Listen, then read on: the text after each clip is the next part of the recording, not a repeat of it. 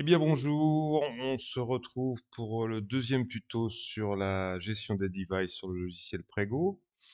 Donc on a fait notre patch. Je vous invite, si vous arrivez là pour la première fois, à aller voir déjà le tuto de présentation générale du logiciel Prego Lighting et le premier tuto sur les devices sur le patch des devices. Je rappelle qu'on travaille qu'à la souris. Sur le tuto du patch, on avait fait une petite modification de gestion de notre device. On avait modifié le nom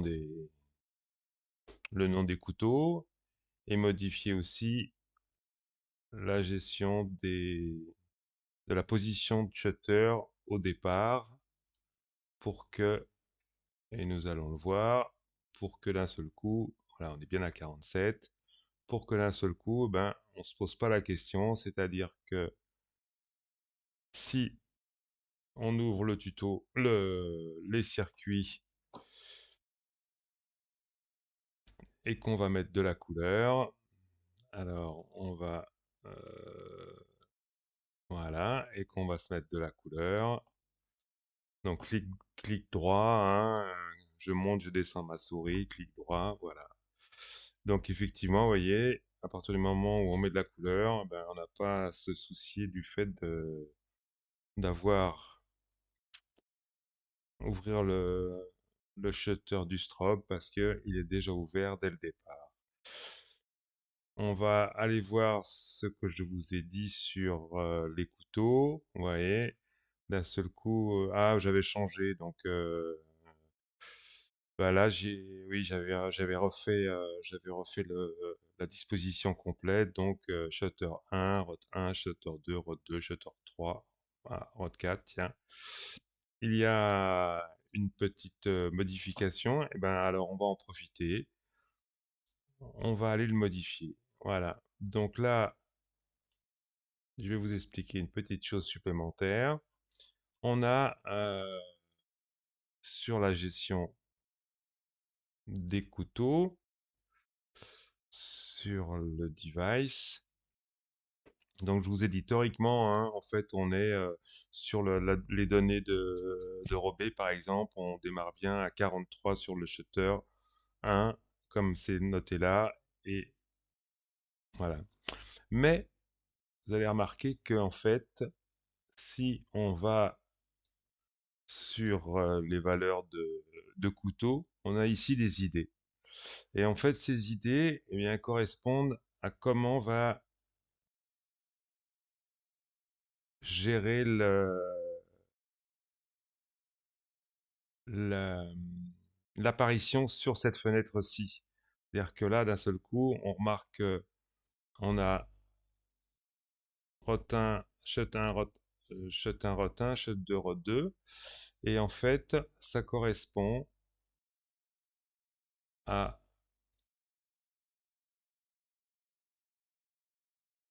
aux numéros d'idées qui sont là. C'est-à-dire que je suis shut 1, rot 1 sur cette colonne-là, je suis à 0. Shut 2, rot 2, je suis à 1. Shut 3, rot 3, je suis à 3. Shut 4, rot 4, je suis à 2.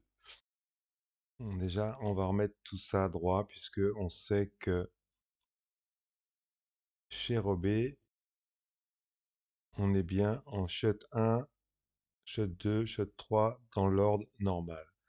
Donc là, on va se refaire la même chose. On va se mettre shut 1, rot 1, shut 2, rot 2, shut 3, rot 3, shut 4, rot 4,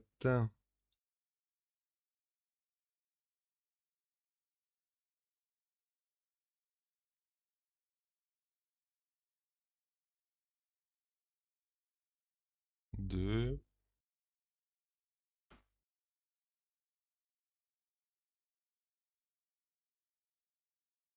2, 3, 3, Enter, 4 et 4.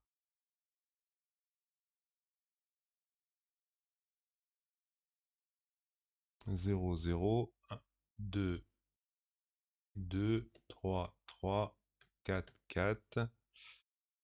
Et là, on va se mettre 1, Enter, 1, Enter, 1, Enter. Voilà. Donc là, on est droit 1, 1, 2, 2, 3, 3, 4, 4. Voilà. Donc, on ferme, on revient là et on rafraîchit avec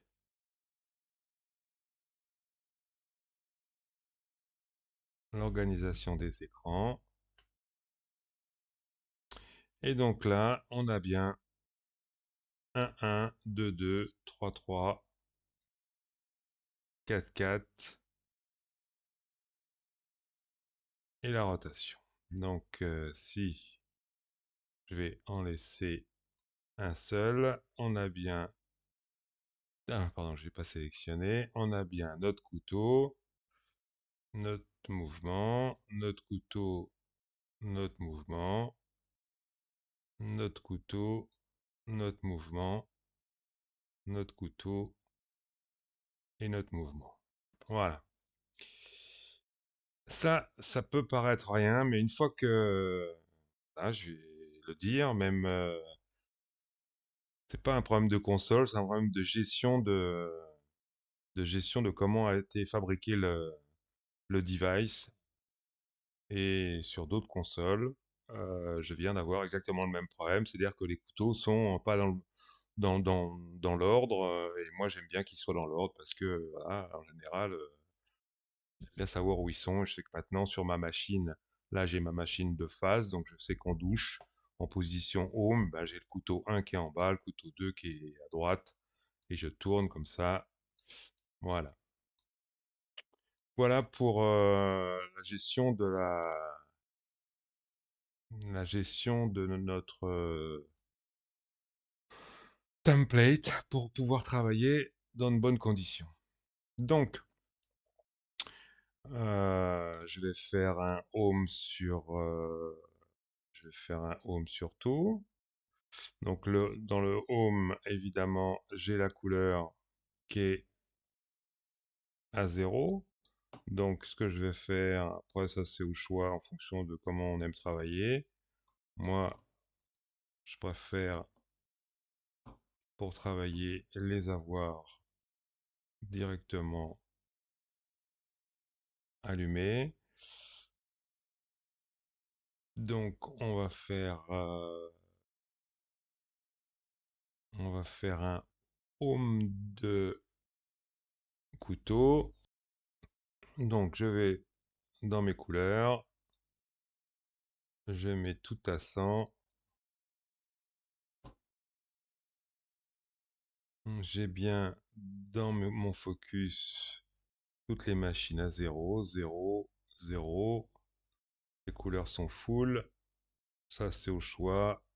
Moi je sais que je les mets plutôt en serré, comme ça on n'éclaire pas trop quand on les allume. Voilà, je suis bien tous mes couteaux ouverts. Et mon strobe est ouvert complètement. Je suis propre, donc là, je me mets bien en haul. Donc là, j'ai bien ma palette haul. Et là, je fais mettre à jour, updated. Et là maintenant, si je sélectionne mes machines, que je fais un clic droit, voilà, et que je la remets en home, je retourne en home. Voilà, donc ensuite, eh bien, c'est la même chose si on veut faire une position. Donc après, ça, c'est comment on détermine le type de travail et comment on travaille. On peut faire une palette haut là, donc centre. Comme j'ai sélectionné toutes les machines, je ne suis pas obligé de l'enregistrer comme référence. Voilà, parce que sinon elle retourne là. Donc, je me remets. Voilà, je reprends, je mets à jour et je fais update add. Maintenant, j'ai ma position home et ma position centre.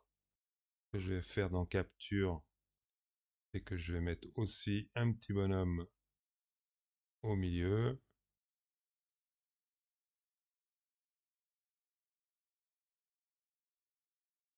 Voilà, comme ça, j'aurai bien,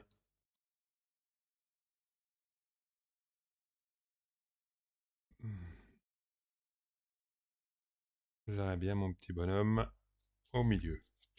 Donc, je reprends mes machines, clic droit sur capture. Bon, vous allez me dire, ouais, mais là, c'est vrai que c'est assez pratique.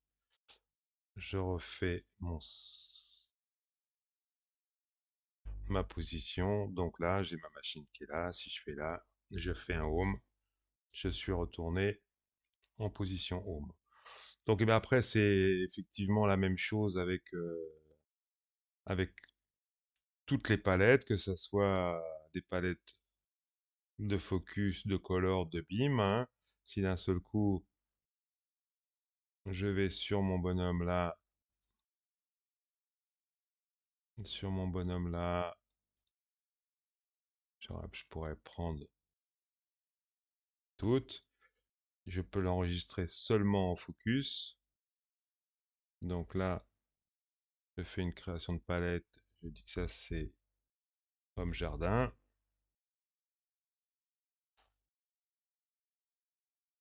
Voilà. Et si je les sélectionne toutes, eh ben, je vais de l'autre côté et j'appelle ça glisser, déposer, créer une palette, homme court. Voilà, vous avez compris le principe.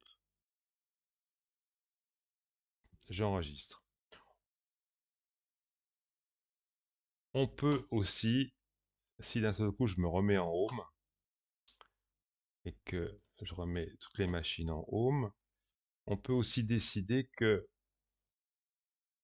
dans la palette All, je vais reprendre le bonhomme du milieu. On peut décider aussi que dans la palette All, au moment où on l'enregistre, par exemple, là je vais faire une chose, je vais diminuer un petit peu ça parce que sinon c'est agaçant. Euh, on peut décider que là, toujours pareil, un clic droit, hop, zoom, focus, voilà. On peut décider au moment où on enregistre une palette que d'un seul coup, on filtre ce qu'on a envie de filtrer. Voilà. On n'est pas obligé dans la palette All de tout prendre. On peut à chaque fois déterminer ce qu'on a envie de prendre. Ça dépend comment on aime travailler. Si d'un seul coup on veut que les palettes ne soient pas trop importantes, on peut choisir au moment, on filtre exactement ce qu'on a envie d'enregistrer, même dans la palette All. Donc on va se faire aussi, on va revenir là en Home. Je vais revenir avec mon bonhomme au centre. Je vais juste plutôt laisser celle-là en Home. Je vais les éteindre. Voilà. Hop, pardon. Ok. Donc là, je suis monté à full. Je vais faire un petit peu de couleur. On va pas. Voilà. On va se faire là, évidemment, hein, si d'un seul coup on agrandit cette chose, aussi, on se retrouve avec une chose un petit peu plus fine. Plus on est grand, plus c'est fin.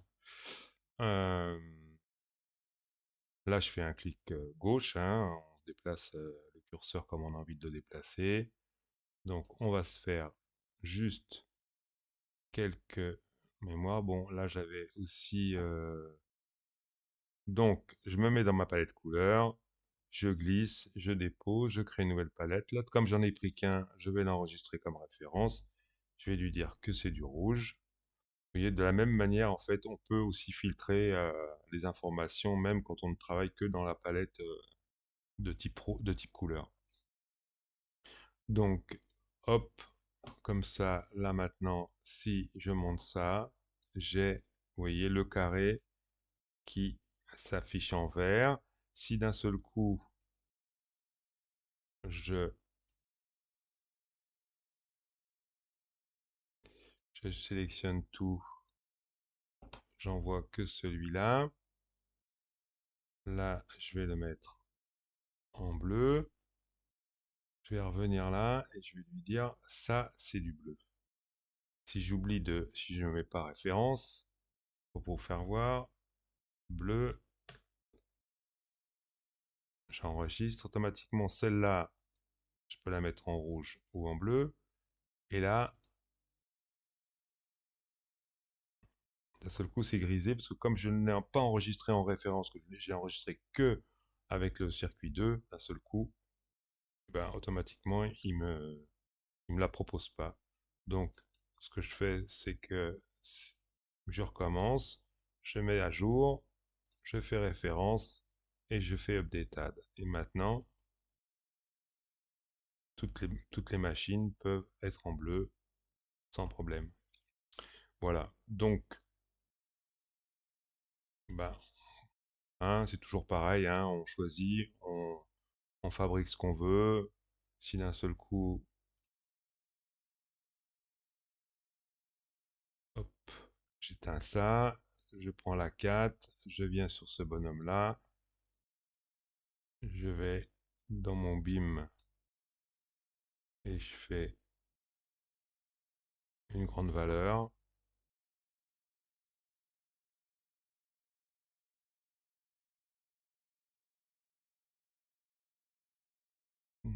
Voilà. Donc, si on me met là et que je vais dans BIM, je prends, je glisse, je fais large, enregistrer comme référence, record. À partir de ce moment-là, si d'un seul coup je me mets là et que je vais sur mon bonhomme,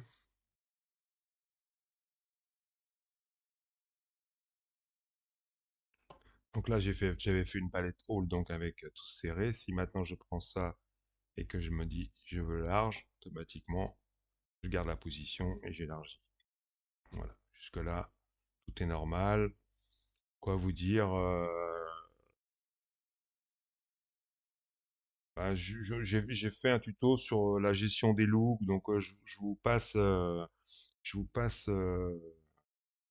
le, le nettoyage des looks, si d'un seul des palettes, si d'un seul coup, par exemple, ça doit être le cas sur la couleur bleue. Si je fais éditer la couleur bleue, j'ai deux valeurs en fait. J'ai la valeur de référence et la valeur de. Voilà, vous vous souvenez que la première fois, je n'avais enregistré que le 2 et après, je l'ai enregistré comme référence. Donc là, par exemple, je peux supprimer le 2 parce que si d'un seul coup, je fais une modification à un moment de palette, d'un seul coup, j'arrive d'avoir une confusion entre la référence, les valeurs de référence et les valeurs de machine. Voilà. Après, par exemple, en couleur, ça peut être intéressant de ne pas enregistrer en référence. Là, par exemple, donc si je refais, j'ai une référence bleue, parce qu'on peut avoir des petites modifications de couleurs. C'est-à-dire que là, par exemple, euh, je vais faire, on peut aussi dans le color mix, hein, ça vaut ce que ça vaut. On peut aussi décider que on a un 201, hein, c'est pas toujours très très évident. Mais bon. Donc on peut décider que on fait un 201. Si par exemple vous faites un 201 et là j'ai pris toutes les machines, ça veut dire que je décoche volontairement enregistrer comme référence parce que je vais l'appeler 201. Et donc si je fais un record, là, si j'édite ma palette, je me rends compte que j'ai des valeurs par machine. Ça veut dire que si d'un seul coup, j'ai des machines qui sont pas tout à fait calibrées de la même manière, si je modifie la couleur en direct, c'est-à-dire que je rajoute ou j'enlève un petit peu de rouge et je rajoute un petit peu de vert pour équilibrer la machine en elle-même. Bon, ça veut dire que si je réenregistre ça en 201, si je mets à jour, je fais update, je vérifie bien que ça soit pas coché, que je fais update add, vous allez voir que maintenant sur ma gestion de de machines, j'ai pas les mêmes valeurs. Mais ça veut dire que quand je prendrai mes 4 machines que je leur demanderai d'être en 201, celle la 1 elle prendra la valeur de 101 que j'ai réglée. Voilà. Alors que si j'avais fait une référence, automatiquement, les 4 machines étaient de la même manière. Voilà. Euh, donc, une palette pattern, je prends celui-là. J'ai pas fait de couleur blanc d'ailleurs. Je vais me faire une couleur blanche. Toute option, hein. Donc, tac, la couleur, tac. Moi, souvent, j'appelle ça all. Là, je vais quand même l'enregistrer comme référence, hein, c'est pour aller plus vite si d'un seul coup j'ai... Voilà, de toute façon, pour gérer la différence, là, c'est un petit peu compliqué. Donc, là, je suis censé être en blanc, hein, on est d'accord. Je vais aller dans ma gestion, et là, eh bien, moi, j'aime en fait. Et j'aime énormément parce que j'ai pas de roue codeuse à déterminer laquelle fait quoi. J'ai tout de suite là, et là, j'ai mon couteau, mon couteau, mon couteau, pardon, c'est le rot, 0, et mon couteau, et mon couteau, et, ah zut, hein, je me trompe, 0, double-clic, et là, j'ai la rotation de mon couteau. Je peux rentrer la valeur, hein, je peux faire 50, double-clic, 50, double-clic, 50, double-clic, et 50, double-clic. Ce qui fait que là, mon carré, il est centré, c'est-à-dire que si je tourne bien. Voilà. Moi, je trouve que personnellement, ça vaut toutes les roues. On ne sait jamais laquelle on passe son temps à regarder là. Moi, j'ai à peine besoin de regarder, à savoir que si on fait, là, on est en 16 bits, donc si on fait un Alt maintenu et qu'on pousse, et je pousse, mais je vais doucement sur les valeurs, je lâche, et hop, avec 50, double-clic. Voilà. Ça, c'était pour la gestion des couteaux que moi je trouve totalement, vous voyez, même sur un écran 16 pouces, c'est tout à fait gérable. Euh, voilà, donc je vais quand même l'enregistrer, hein. Je ne sais plus en quoi j'étais là. Je vais faire carré, hein. On va faire pattern, pattern, carré. Donc là, je vais faire en référence, carré. Voilà. Si je fais en home, j'ouvre mes couteaux. Si je fais en carré, je suis en carré. Voilà. Je vous rappelle, hein, sur ces fenêtres-là, d'un seul coup, on peut zoomer avec Shift, la taille, et avec Contrôle, on change les valeurs de la typo. On avait même la possibilité de effacer directement. Souhaitez-vous effacer l'image, bien sûr. Voilà. Tac. Voilà, on a effacé. Moi, je me suis fait, vous pouvez aussi vous mettre des petits, si vous fabriquez des petites images en JPEG, vous pouvez aussi vous fabriquer des images pour mettre là, si vous avez plusieurs types de machines entre les T1 et les autres, ben, moi je me suis fabriqué des petites images et comme ça je me mets des petites images là à la place des carrés de couleurs. Je sais que ça c'est mes T1. Évidemment, je le sais à partir du moment où je sélectionne je- celles qui sont vertes, c'est celles de mes T1, mais quand il y en a beaucoup, ça peut permettre de faire un petit peu de ménage et de visualisation des choses. Voilà. Ben, peut-être que on va s'arrêter là pour ce petit tuto sur le début de la gestion des devices. Il y a tellement de choses à dire, mais pour démarrer, c'est pas mal. Eh bien, je vous remercie. À très bientôt.